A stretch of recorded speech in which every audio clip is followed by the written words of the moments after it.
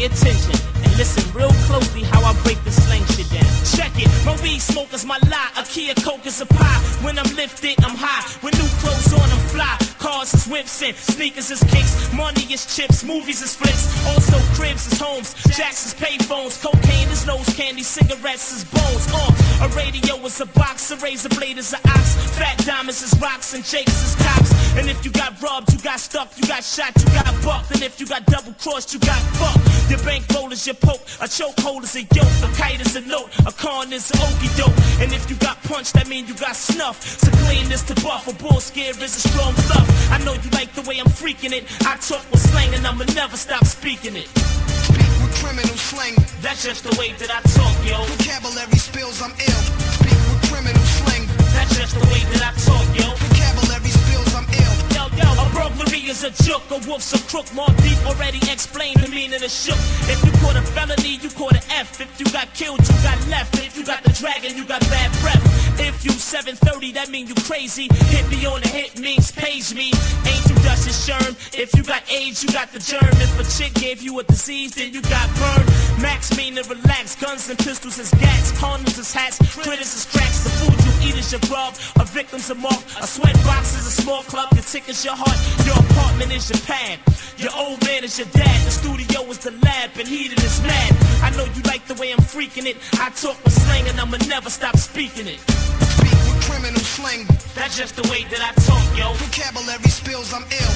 Speak with criminal slang. That's just the way that I talk, yo. Vocabulary spills, I'm ill. The iron horse is the training. Champagne is bubbly. A deuce is a honey that's ugly. If your girl is fine, she's a dime. A suit is a fine. Jewelry is shine. If you in love, that mean you blind. Genuine is real. A face card is $100 bill. A very hard long stare is a grill. If you sneaking to go see a girl, that mean you creeping. Smiling is cheesing. Bleeding is leaking. Begging is bumming. If you nuttin', you coming. Taking orders is sunning. An ounce of coke is an onion. A hotel's a telly. A cell phone's a celly. Jealous is jelly. Your food box is your belly. So gorilla meaning use physical force. You took an L, you took a loss. To show off mean floss. I know you like the way I'm freaking it. I talk with slang and I'ma never stop speaking it. Speak with criminal slang. That's just the way that I talk, yo. Vocabulary spills, I'm ill. Speak with criminal slang. That's just the way that I talk, yo. Vocabulary spills, I'm ill. Yeah, yeah. One love to my big.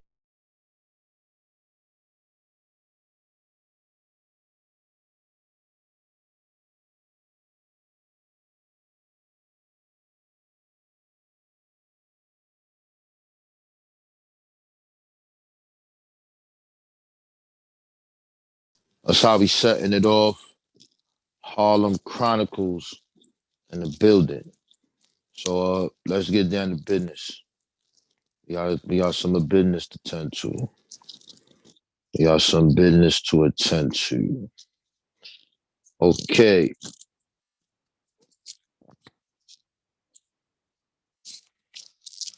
What you're looking at, what you're looking at is Carlos A. Cook's The African Nationalism's Missing Link by none other than Raborn to Allah.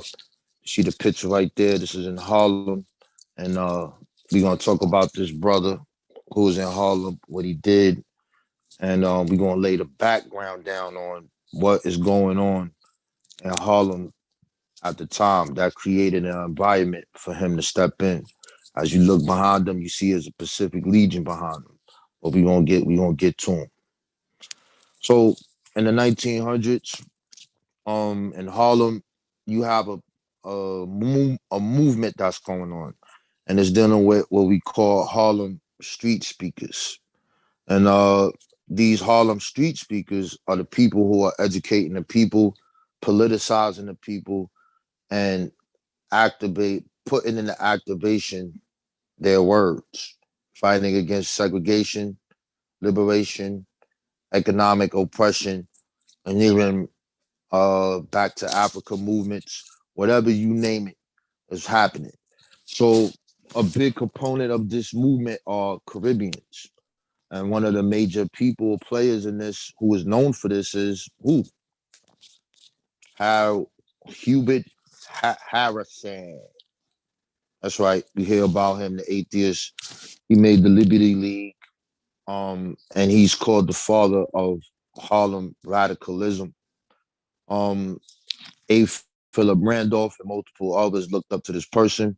Without Hubert Harrison, there would be no Marcus Garvey because he specifically came here to get bread so that he could build a Booker T type Tuskegee in Jamaica.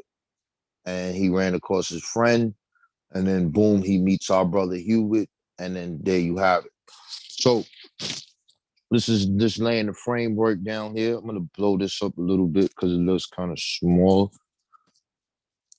So Harlem Street Speakers. This comes from the book you see on the right, and this is Henry Clark speaking. He says, "When I came to New York, I first learned of the Harlem Street Speakers. I do not know of any other place in the country where there was this tradition. The street speakers were men who stood on street corners expounding on the topics of the day.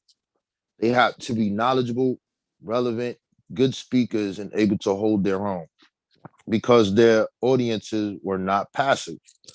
People would speak up from the crowd and boo them away if they were outdone. The speakers on Lenox Avenue were considered to be the junior or undergraduate speakers. The speakers on 7th Avenue were the senior graduate speakers, the elite. You had to speak first on Lenox Avenue and could do so for years before you can go to 7th Avenue. On Lenox Avenue, there was Ross the Killer, who I believe became the role model for the street speaker in Ralph Ellison's book, Invisible Man. On 7th Avenue, you had Arthur Reed, who was the king and trained a young man named Ira Kemp. He sold dresses made by his family from door to door. Ira Kemp became the king of the street speakers. There you have the book there. So if you think about the Hebrew Israelites today, you see them on the corner. You back up, you think of Malcolm X, you see him on the corner. You back up to the days of Sarnetta in the street, and you see us on the corner debating about the topics, well, not always on the topics of the day, but we would be debating. And this is a tradition that goes back 100 years. However, these speakers had hundreds and thousands of, not hundreds of thousands, but thousands of people. And they would do this all day just to get the information out. They talking about evolution. They're talking about socialism, communism, all these things. So let's go to the next slide. So on this page, you're going to see a book here called Cultural Politics Movements, 1960 to 1970.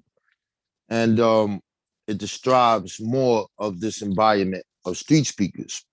So it said the street speaker movement was began in the 1920s with Marcus Garvey and continued into the 40s and 50s, featured such dynamic street speakers as the fiery Carlos Cooks, Arthur Reed, who spoke on economic empowerment and back to Africa. So you see economic empowerment and back to Africa. Edward Porkchop Davis, who spoke on blacks controlling 125th Street. James Lawson, who founded the United African Nationalist Movement. Abdel Krim, head of a uniform nationalist group. And this sister, Miss Bessie Phillips, who came out of the 1930s. Her group was the Ethiopia Wisdom House of Judah. Is this a black woman who had a House of Judah? Very interesting. James Thornwell, an old Garveyite, and Charles Kenyatta, the person who founded the Mau Mau in Harlem. Very interesting stuff here. Let's keep moving. So I like these pictures. So we're going to blow them up here. So you see this guy on the left, the big guy. His name is what? Porkchop Davis. It says he fires up the crowd at a Harlem Street rally, 1963. Porkchop was a name given to him by the community.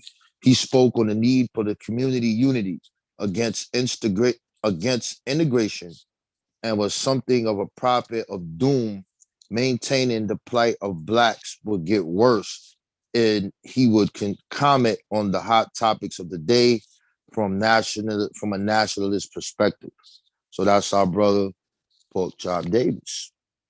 Next, you have Abdel Krim. He was a prominent activist and one of the founders of the African Day Parade. You see, you know the African Day Parade that's still around, and you guys skip it to go to the Puerto Rican parade. Yeah, so that's our brother there. On the right, this is the sister. That is Bessie Phillips, a fiery orator from the 1930s. She spoke in front of Marshall's bookstore, at churches, at the Refuge Temple, and throughout Harlem. So she was a very powerful speaker. As you can see her there. We like these pictures because these pictures show the times. I want to see if you guys, so you can get that feeling. All right. Here, let's go to my other brother here. See on the right, you have our brother, Charles Kenyatta, also known as 37X. Uh, he's seen in Harlem streets. He's a speaker, leader of the Mau Mau Conscious Rising paramilitary group. Kenyatta also put out a magazine called Black Force. Kenyatta was a devotee of Malcolm X during and after his life in the Nation of Islam. Um, he also was a friend of the founder of the Nation of Gods and Earths. And later on, he becomes a Christian. Interesting. But he was also Malcolm X's bodyguard. Right here on the left, you see the other brother here. This is Charles Peaker. He became a minister of the African Nationalist Pioneer Movement after Cook's Carlos died. So I wanted to lay down this foundation of these speakers, and I want to pull up the person who is the subject of today. And this is coming from his book. Let's move this out the way. That's Carlos Cook's there. Don't Get Fooled by the African Badge You're Looking At. And that book is called From Black Nationalism, From Garvey to Malcolm X. So here he speaks about one of these people, Ross the Murderer. So this is a chapter called Race and Caste, and let's check it out. It says the best description, and this is him speaking, by the way, because that book has his speeches in it. It says the best description of the white man that I have heard was given by Ross the Murderer. Ross the Murderer was one of the many black men who had organizations supporting the Ethiopian cause during the Italian-Ethiopian War in the 1930s. So you do know that you'll see a lot of organizations in Harlem when this was happening, and they would sign up to actually go to war and fight for the Ethiopians, even though the European blocked it. Okay, all these men were named Ras. That's the Ethiopian word for prince. Ras the killer, Ras the assassin, and Ras the murderer. Ras the murderer and his version of the beginning of the white man greatly disturbed the white authorities. They watched Ras the murderer very closely. Ras the murderer kept his act very clean. But one day he spat on the sidewalk and the authorities arrested him for committing this crime. When they brought Ras the murderer before the judge became very bellicose. He said, "So you are Ras the murderer. Who did you murder?" Ras the murderer answered, "Lying white propaganda about black people." I got to bring that back.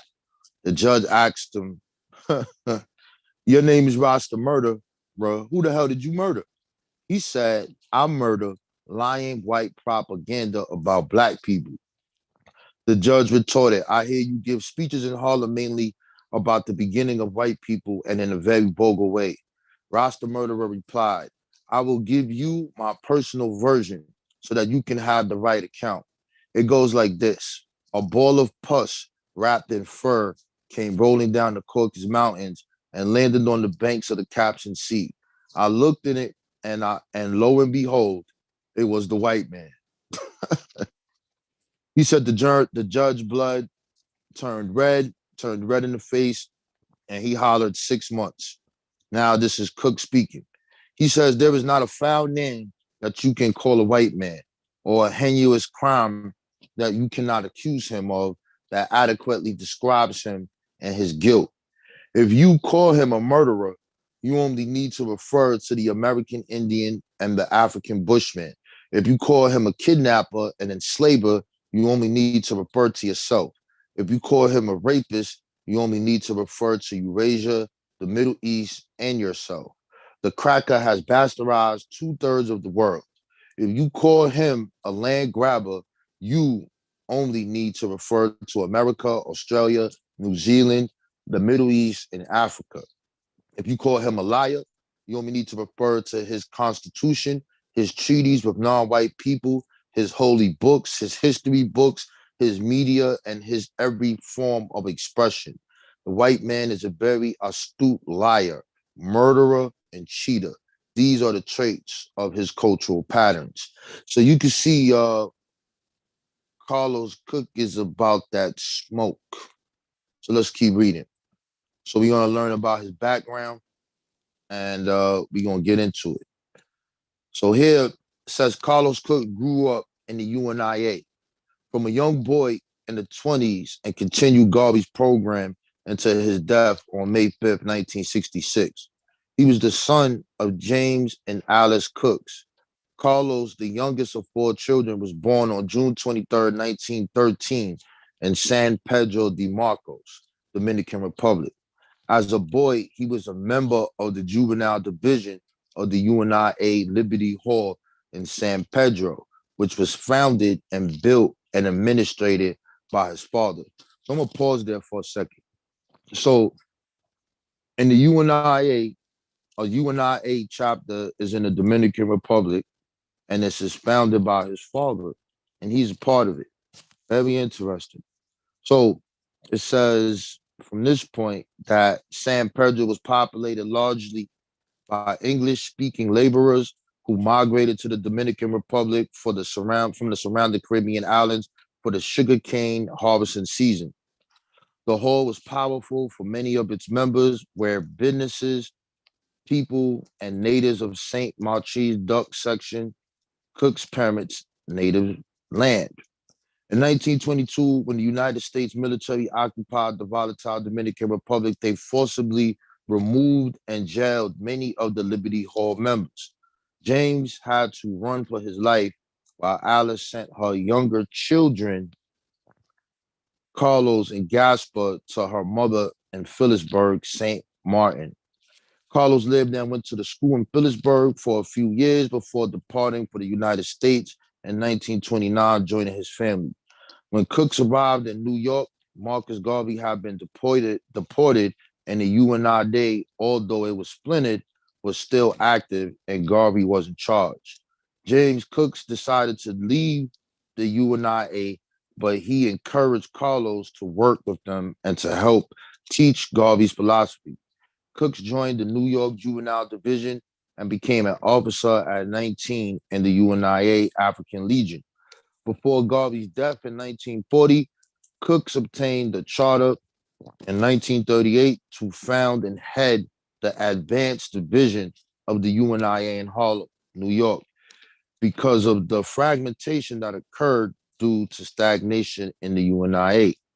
On June 23rd, 1941, at the age of 27, Cooks formed his own organization called the African Nationalist Pioneer Movement.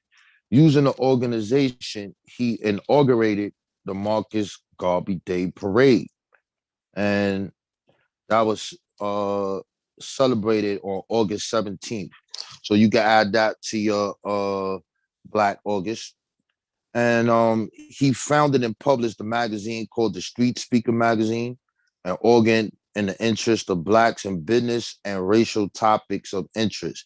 He organized, as Garvey did, an African Legion, a Women's Auxiliary, an African Colonization Society, a Universal African Relief Program that sent clothing to Southeast Africa. He formed the African Pioneer Syndicate, an economic arm that promoted investing in business and educating our people to buy Black. So he is like one of the major parties or players in the Buy Black movement. He differs from Marcus Garvey whereas he is non-religious. So he doesn't have the one God, one aim, one destiny. But we'll get to that. So you see here, he says the Buy Black program was a scientific economic idea to reacquaint the Black community with self-determination. Carl Cook said, instead of being consumers, we should be owners. We're always crying about employment, yet we don't create businesses where we would employ our own children, neighbors, and friends and empower the Black community just as other people empower their own. Cook's program also included Miss National Standard of Beauty contest and an educational department. So this man is very busy, and he is whoa. What happened? That man is very busy, and he's kind of left out of the Black nationalist talk. So I like these pictures. So I got to show this. So the bookstore we talked about, Marshall's bookstore, you can see that they're protesting the murder of Patrice Lumumba in 1963, and you can see a lot of people organized around bookstores. So reading was a thing. It was fun, and it was a part of being active, not just talking. So let's move on to the next slide here. Here is a picture of one of his magazines. I'm gonna blow it up here so you can see it. It's called The Street Speaker. See it? Special feature, the tragic consequence of white psychology. You can see some of the topics there: murder without repentance, Negroes and Negro girls, psychosynthesis, I am a brother's keeper, slaves versus free men, escape versus cure. It's been there all the time. So you can see that right there. Bang. His other magazine or book is this, not a book, but newspaper is called The Black Challenge. So, and this is something that I took out of it. So it's called Buy Black, Buy Black. What we know. This is what they're saying. The African Nationalist Pioneer Movement advocates the uniting of all people of African ethnic groups into one healthy, vigorous Black race. We are against miscegenation or race suicide. We are against rich Blacks marrying poor whites. We believe the purity of the Black race and the purity of all other races. We are against the white race or any race taking advantage of the Black woman. We know that the Black race is as good as any other, therefore should be as proud. We know that the social, political, and physical separation of all races to the extent that they promote their own ideals and civilization, and with the privilege of trading and doing business with each other is a positively necessary. So let me read these last two here because I like these. It says, we know that the commitment, the communist white man, I want you to pay attention to this. We know that the communist white man, as well as the capitalist white man, stands on one platform where it concerns the Black man. That is white supremacy. So a lot of these individuals at this time did not like the civil rights movement. They were former socialists, and they understood that you're just trading one slave master for another. In any event, you can see right here, he says, we know the rights of Black men must be achieved and maintained by Blacks. We adhere to one cause, one goal, one destiny. So you see, even though he is called the ideological son of Marcus Garvey, ideologically, he changes this religion. He doesn't want it a part of it. And you see, it doesn't say one God, it says one cause. What is that cause? He says, we know that the Black race's salvation cannot be attained within the realm of any religion or apologetic Uncle Tom leadership. It must be Black nationalism or eternal vassalage. Damn. We advocate complete economic control by the Blacks of all African communities in America, creating thereby self-determination and race pride. We say buy Black so that your children will revere your money, patronize your people's business, enterprises, etc. Powerful stuff here. Um, this is also in one of his newspapers, and he made this called the Nationalist Manifesto. I'll only read the first paragraph. It says the time is at hand when the black man must pause and take serious note of the rapid current of world events. Life for the people of African stock has been for the past 3 centuries a relentless struggle for survival, not so much against the forces of nature. Nay, nature blessed the African race with the richest of all continents and the finest of all climates, and it is equipped and it has equipped the black man with the greatest and most rugged physique among men, together with a woman whose wholesome beauty, sparkling eyes, rhythmic gait, warm, tender smile, cheerful, and affectionate disposition cannot be excelled or rivaled by any other female. And he goes in and he talks about genocide. So when you read this in its totality, you will see like why he was one of the top or fiery speakers out there.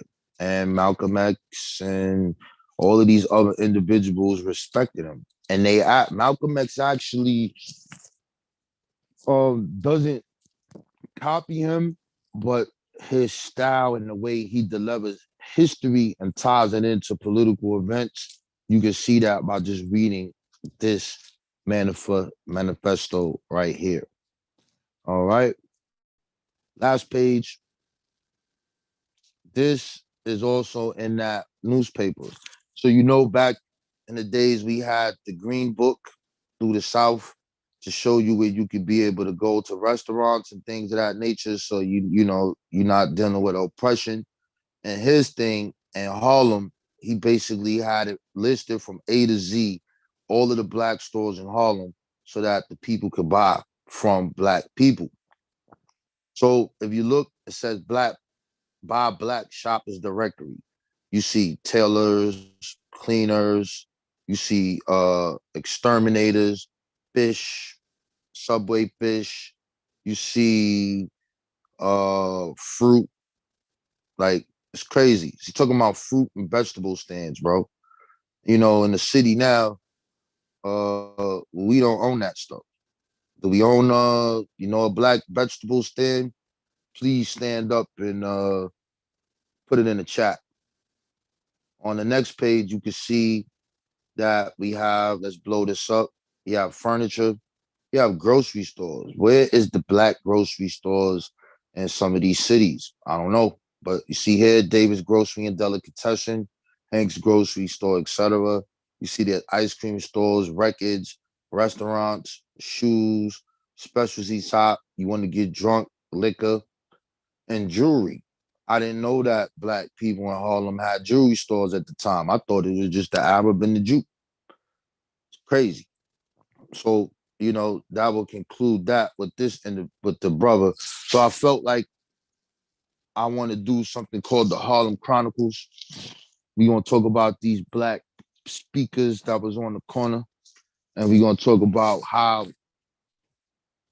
they put that pain in and the things that they did for the people, and see maybe if we could look at some of the things they did and bring it forth in the future. But Carlos A. Cooks, he died in 1966. He also was a person who called a convention around 1959. And in that convention, they were arguing about our identity or what to call ourselves. And they wanted to strike Negro from the dialect. They didn't want that as an identity.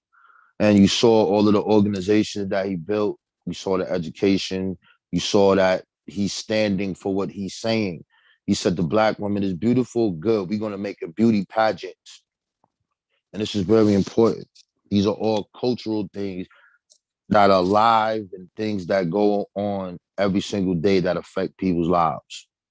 So I wanted to shout out our brother, Carlos A. Cook. Let's blow him up. Let's give him a black power salute. And here you can see his legion in the back. See, he got his fez on, but ain't no Islam under that hat. Ain't none of that under that hat. He said the religion is black nationalism. Later, Malcolm X will say the same thing. Very interesting. All right.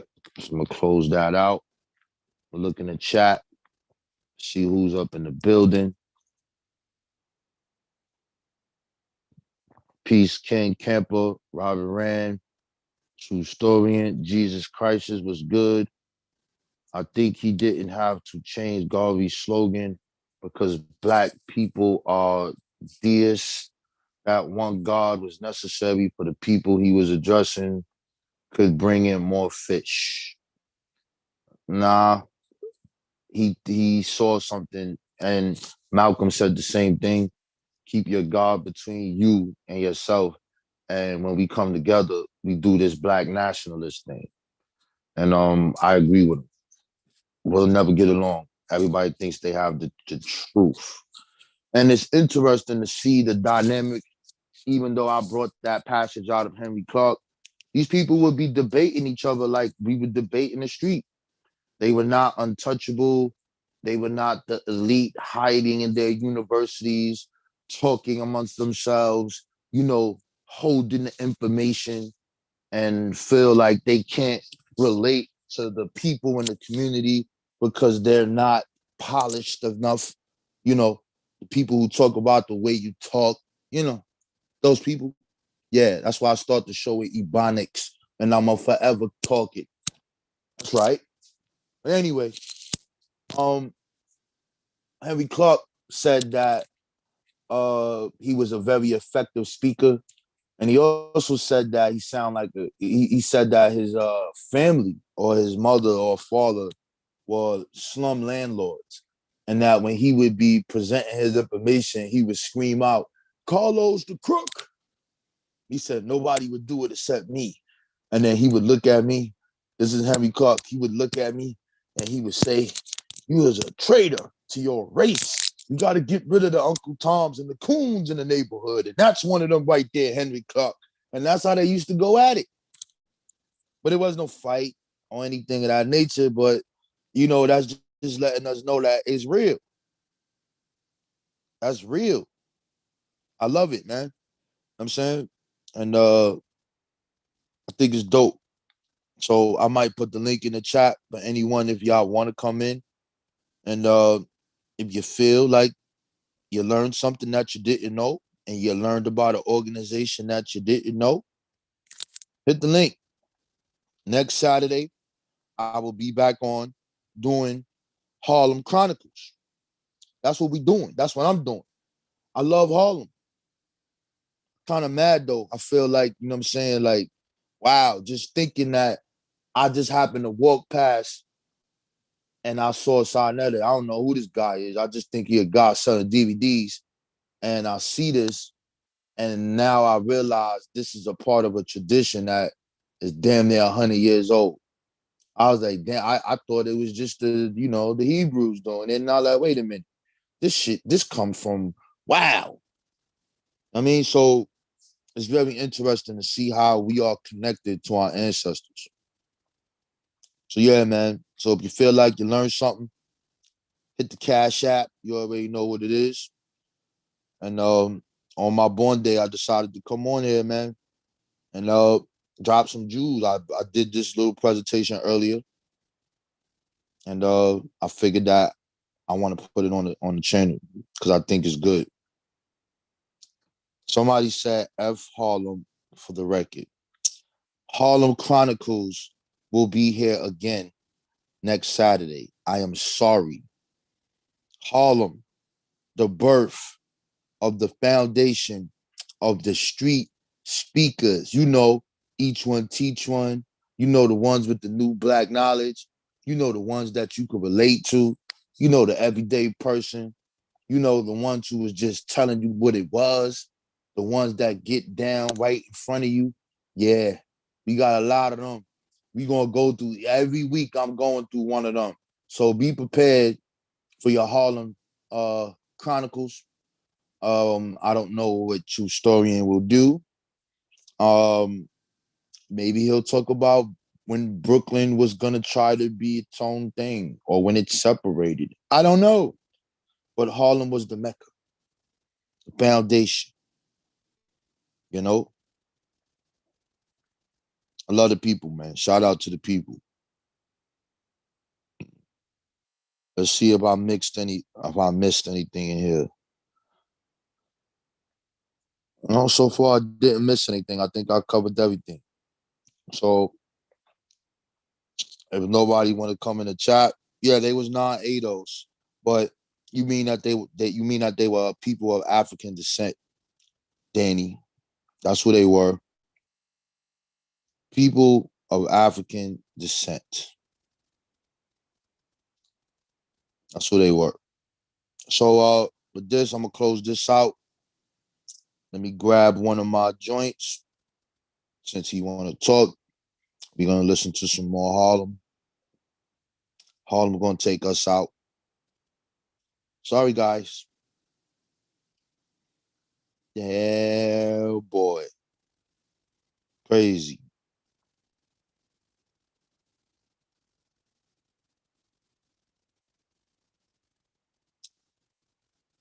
Yeah. We gonna listen to some Big Al.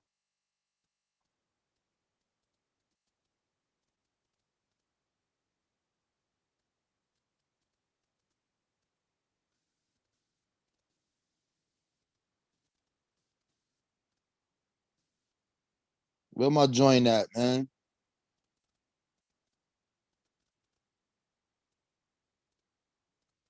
Harlem.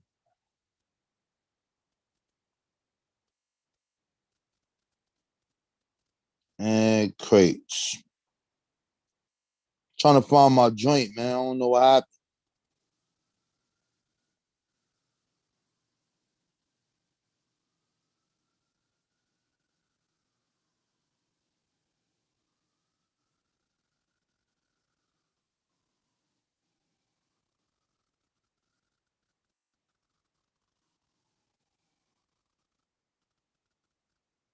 Yeah, we gonna listen to some Big L. We gonna leave out Harlem style. You know what I'm saying? We gonna end this Harlem style. Talking that Ebonics. You dig? You dig? Make it hot. Make it hot. Make it hot. Make it hot. Make it hot. Make it hot. Make it hot. Make it hot. Make it hot. Make it hot. Make it hot. Make it hot. Make it hot. Make it hot. Make it hot. Hey yo, check it out, we about to make this shit real hot. You got Big Al, Herb McGruff, and Ron G, the mix king, the niggas who hold it down for Uptown. Check it out, bust it. I walk around with 6 style, sipping on Cristal. My whole clique's wild, I'm rich pal, no more sticks, I'm making hits now. What I recite, you taking hours to write. So if you write, just tell your man what kind of flowers you like. I'm about ridiculous bank rolls, clothes, and hosting shows, smoking phones and stroking holes and the poking nose. I run with intruders, looters and sharpshooters who spark booters and fuck thick bitches with large shooters. I grew up in the slums of greed, known for drawing guns with speed and selling tons of weed, cause I got sons to feed. Harlem's where the thugs rest. In a slum fest, we sending faggots all the way to heaven like Doug Fresh. I only roll with big willy ass niggas, so motherfuck all them little silly ass niggas. I chew chumps like 2 sticks, known for dropping new hits. I know you want me, ho, if I was you, I want me too, bitch. Hell is that nigga you expect to catch wreck on any cassette deck. I'm so ahead of my time, my parents haven't met yet.